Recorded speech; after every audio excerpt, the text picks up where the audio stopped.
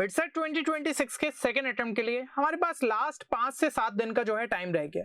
अब ये जो बचा हुआ टाइम है इसके अंदर आपको कुछ ऐसी चीजों का यहाँ पे ध्यान रखना पड़ेगा कि जिसके थ्रू हम जो है यहाँ पे बिट्स पिलानी के अंदर अपनी सीट कंफर्म कर पाए।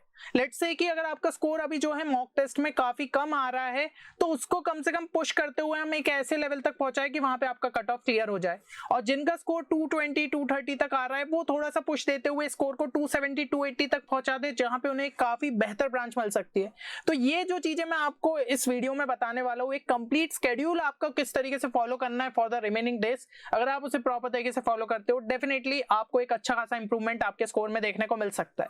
नाउ देखो, सबसे पहली और इंपॉर्टेंट चीज कि अभी तक आपने अपना स्लॉट बुक कर लिया होगा, आपको ये समझ में आ गया होगा कि आपने 9 से 12 वाला स्लॉट बुक किया है या फिर 2 से 5 वाला स्लॉट बुक किया है। अब जैसे आपने स्लॉट बुक किया है उसके हिसाब से यहाँ पे मैंने एक स्केड्यूल डिजाइन किया है दोनों ही स्लॉट्स के स्टूडेंट्स के लिए। देखो, अगर आपका मॉर्निंग स्लॉट है तो आपका रूटीन अब जो है रिमेनिंग डेज के लिए कुछ इस तरीके से होना चाहिए कि भाई आप 6 बजे उठ गए, 6 से 6:30 में आप लगभग फ्रेश हुए, उसके बाद आपने 6:30 से 8:30 तक जो है यहाँ पे रिवीजन किया, ठीक है, फॉर्मूलेस का जो है अच्छे तरीके से रिवीजन करा।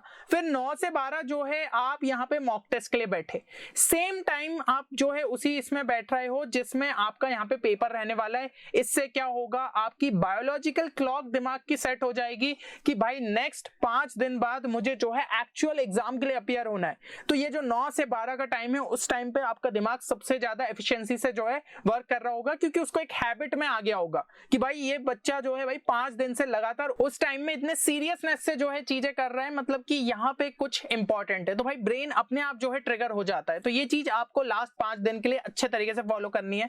देन 1 से 3 में जो है आप मॉक टेस्ट का प्रॉपर तरीके से एनालिसिस करो, यहाँ पे समझने की कोशिश करो क्या चीजें जो है गलत हुई। फिर 3:30 से 5:30 के टाइम में आप अपनी मिस्टेक्स पे वर्क कर रहे होगे।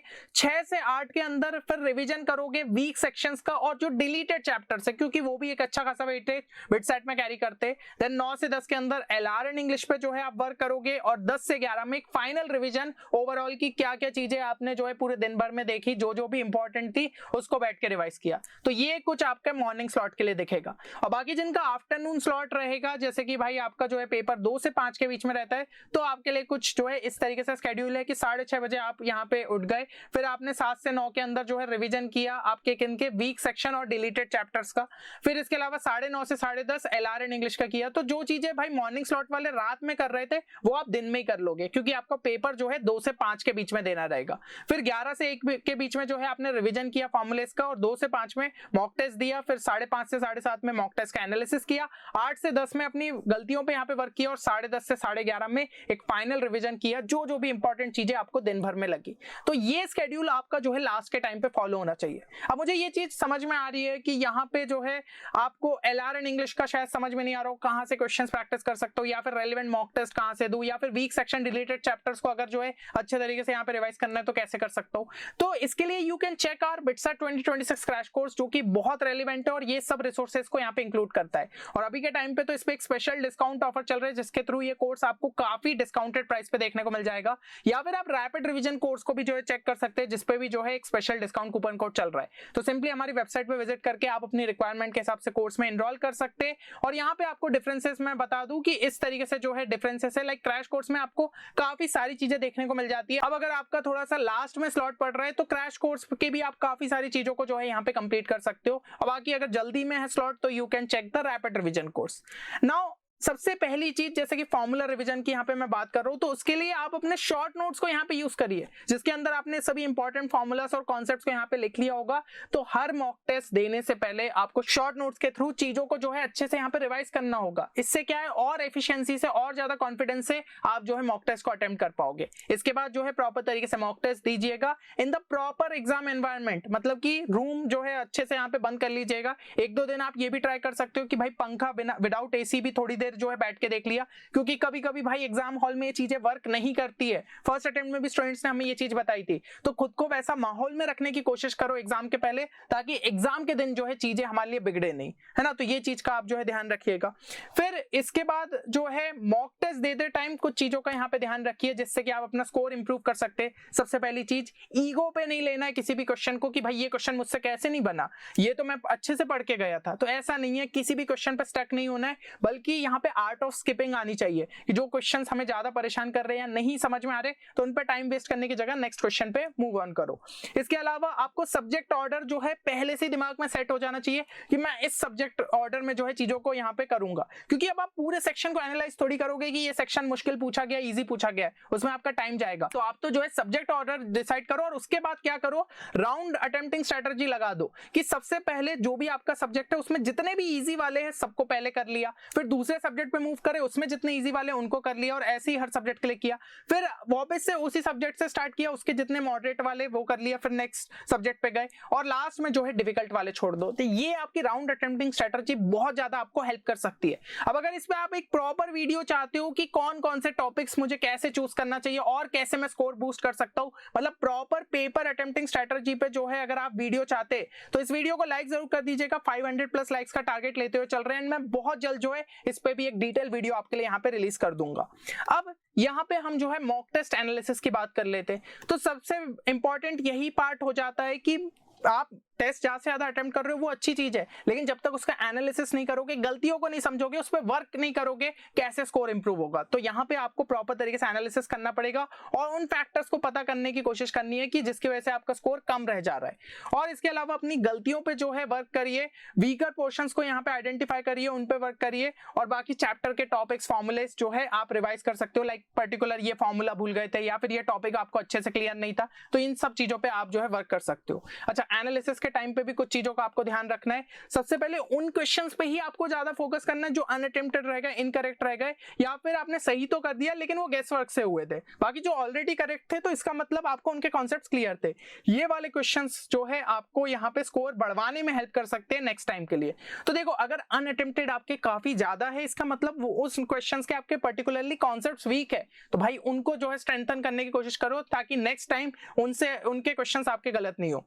अगर इनकरेक्ट बहुत ज्यादा थे इसके मतलब आपने सिली मिस्टेक्स काफी ज्यादा करी है, क्योंकि जब भी एक्यूरेसी गिरती है तो दो चीजें हो सकती है, या तो आपकी स्पीड बहुत कम थी और उसके प्रेशर में आके आपकी एक्यूरेसी बिगड़ी, या फिर दूसरी चीज हो सकती है सिली मिस्टेक्स। तो आपको पर्टिकुलरली पता करना पड़ेगा क्या गलती हुई है, और अगर स्पीड कम है तो भाई उस पर भी जो है लगातार वर्क करना पड़ेगा।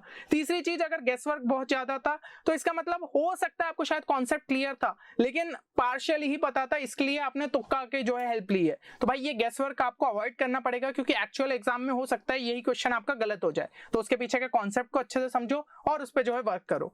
फिर नेक्स्ट मॉक टेस्ट में जितने भी इन तीनों कैटेगरी में नंबर ऑफ क्वेश्चन आपके मॉक टेस्ट 1 में आए थे उनको अलग से आपने नोट डाउन कर लिया, और फिर जो है सेकंड मॉक टेस्ट के अंदर आपको ट्राई करना है तीनों में कम जो है आपको देखने को मिले। जितने ये कम होते जाएंगे और एक्चुअल एग्जाम में आपके जितने ये कम रहेंगे उतना ही बेटर स्कोर आपका जो है फाइनल एग्जाम में यहाँ पे आ सकता है। तो इन तीनों को आपको लगातार कम करते हुए चलना है।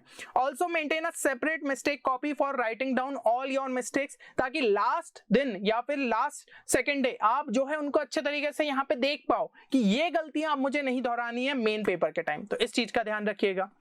बाकी वीक सेक्शन और डिलीटेड सेक्शन के लिए जैसे कि मैंने बोला कि थोड़ा सा टाइम आपको रोज का डेडिकेट करना है, तो इसमें वीक सेक्शन में कम से कम देखो इजी सब टॉपिक्स उठा लिया। लेट्स से कि आप रोटेशनल नंबर को पूरा छोड़ना चाहते हो तो भाई उसमें जो भी इजी चीज है लाइक मोमेंट ऑफ इनर्शिया या फिर डायरेक्ट जो फॉर्मुलेस दिए उनको याद करके चले जाओ। हो सकता है उनके बेसिस पे आप क्वेश्चन को सॉल्व कर डालो, या कॉम्प्लेक्स नंबर स्टूडेंट्स को टफ लगता है लेकिन पता चलता है कि इजी सा क्वेश्चन आ गया, आयोटा की पावर बेस्ड आ गया, क्यूब रूट ऑफ यूनिटी पे पूछ लिया, तो भाई ये कॉन्सेप्ट उतने ज्यादा मुश्किल नहीं है और इनके क्वेश्चन आपके गलत भी नहीं होने चाहिए। तो इनको अच्छे से जरूर से जो है देख सकते हो। इसके अलावा जो डिलीटेड सेक्शन है वो छोड़ के मत जाओ। कई स्टूडेंट्स मैंने देखे थे जो फर्स्ट अटेम्प्ट के टाइम पे डिलीटेड सेक्शन को जो है छोड़ के आ गए थे, जबकि उनसे काफी क्वेश्चंस देखने को मिले थे, इवन 50 to 20% तक भी वो वेटेज कैरी कर लेते। और आपको मैंने देखा है कि लगता है कि सिर्फ केमिस्ट्री से जो है चैप्टर्स डिलीट हुए, सही बात है ना, केमिस्ट्री से पूरे चैप्टर डिलीट हुए, लेकिन फिजिक्स और मैथ्स के अंदर आपके डिलीटेड टॉपिक्स भी है जहां से क्वेश्चंस देखने को मिल रहे हैं। जैसे कि भाई डॉपलर इफेक्ट से जो है क्वेश्चन आपका पूछा गया था, पोटेंशियोमीटर से जो है आपका क्वेश्चन पूछा गया था, तो इन सबको जो है आपको अच्छे तरीके से यहाँ पे देख लेना है। ये सब आपके जो है फिजिक्स के डिलीटेड टॉपिक्स हो जाते हैं। इसके अलावा मैथ्स के ये सारे आपके जो है डिलीटेड टॉपिक्स हो गए नीचे वाले, और ये दो तो आपके डिलीटेड चैप्टर्स है जो कि अगेन सुपर इंपॉर्टेंट है, मैथमेटिकल रीजनिंग और आपका लीनियर प्रोग्रामिंग प्रॉब्लम्स। बाकी केमिस्ट्री के अंदर कई सारे चैप्टर्स डिलीटेड है, और पी ब्लॉक में तो थोड़ा सा ये कह सकते हो आपकी टॉपिक्स आपके कम कर दिए गए, तो वो भी आपको एनसीईआरटी से अच्छे तरीके से जो है देखते हुए जाना है। तो ये लिस्ट मैंने प्रोवाइड कर दी है, लास्ट में एक बार जो है जरूर ध्यान रखिएगा कि इनको आप अच्छे से करके चले जाओ। और इसके अलावा जब भी अभी मॉक टेस्ट अटेम्प्ट कर रहे हो या क्वेश्चन सॉल्व कर रहे हो, हमेशा याद रखो शॉर्ट ट्रिक्स लगाना है भाई, ताकि जो भी आप यहाँ पे टाइम सेव करो उनके थ्रू अपने अटेम्प्ट्स को यहाँ पे मैक्सिमम कर पाओ। हो सकता है ऑप्शन एलिमिनेशन हो जाए, सब्स्टिट्यूशन हो जाए, ग्राफिकल अप्रोच या फिर कोई भी अलग तरीके की आप स्मार्ट टेक्निक यूज कर लो। और इसके लिए मैंने फ्री प्लेलिस्ट आप सभी के लिए क्रिएट करी है, जिसकी लिंक डिस्क्रिप्शन में प्रोवाइड कर दूंगा। तो अगर वीडियोस को चेक नहीं किया, सबको चेक करना, आपको इससे भी जो है काफी ज्यादा आपके स्कोर में जो है बूस्ट देखने को मिल सकता है। एंड जैसा कि मैंने कहा, एलआरएन इंग्लिश के लिए 1 से 1.5 घंटे जो है टाइम देना ही है प्रैक्टिस के लिए, जिसमें ये सारे सेक्शंस जो कि आपके ब्रोशर में दिए उनको तो अच्छे से करना है, और कुछ मिसलेनियस टॉपिक के भी क्वेश्चन प्रैक्टिस करके जाओ, like coding, decoding, blood relation, syllogism, क्योंकि इनके क्वेश्चन हमें फर्स्ट अटेम्प्ट में देखने को मिले थे, सेकंड अटेम्प्ट में भी जो है पक्का देखने को मिलेंगे। इसके अलावा डेली न्यूज़पेपर के आर्टिकल रीडिंग की आदत डालो, 15 से 20 मिनट दो, ताकि आपकी रीडिंग स्पीड इंप्रूव हो, है ना। इंग्लिश में अगर आरसी आ जाता है, मतलब रीडिंग कॉम्प्रिहेंशन, तो आपकी जो है स्पीड अच्छी रहनी चाहिए उन क्वेश्चंस को जो है फटाफट अटेम्प्ट करने के लिए। तो मेरे हिसाब से सारी चीजें आपको यहाँ पे क्लियर हो गई होगी। और अगर एलआरएन इंग्लिश देखो एक ऐसा सेक्शन है जो कि आपको इजी मार्क्स यहाँ पे दे सकता है, और समझ नहीं आ रहा है कि कहां से करूं, then you can check our LRN English course, जो कि हमारी वेबसाइट पे अवेलेबल है, या फिर जो है set of 10, set of 5, set of 20 mock test भी अवेलेबल है, जिनके थ्रू आप अच्छे से प्रैक्टिस कर सकते हो। तो एक बार जरूर से जो है उनको आप चेक कर लीजिएगा। बाकी मेरे हिसाब से सारी चीजें क्लियर है। तो एक बार कमेंट सेक्शन के अंदर ये चीज जरूर से लिख दो, आई एम फ्यूचर बिट्सियन, क्योंकि देखो भाई, आपको अपने अंदर से पॉजिटिविटी रखनी पड़ेगी, रिजल्ट चाहे कैसा भी हो, लेकिन अगर आपने खुद से हार नहीं मानी तो डेफिनेटली यहां से काफी बेटर आप कर सकते हो। तो मैं अपनी तरफ से जो है पूरी आपको हेल्प प्रोवाइड कर रहा हूं, हमारी टीम आपको हेल्प प्रोवाइड कर रही है, बस आप भी लास्ट में जो है यहाँ पे हार मत मानिएगा। चलिए मिलते हैं नेक्स्ट वीडियो में, तब तक के लिए take care and good bye.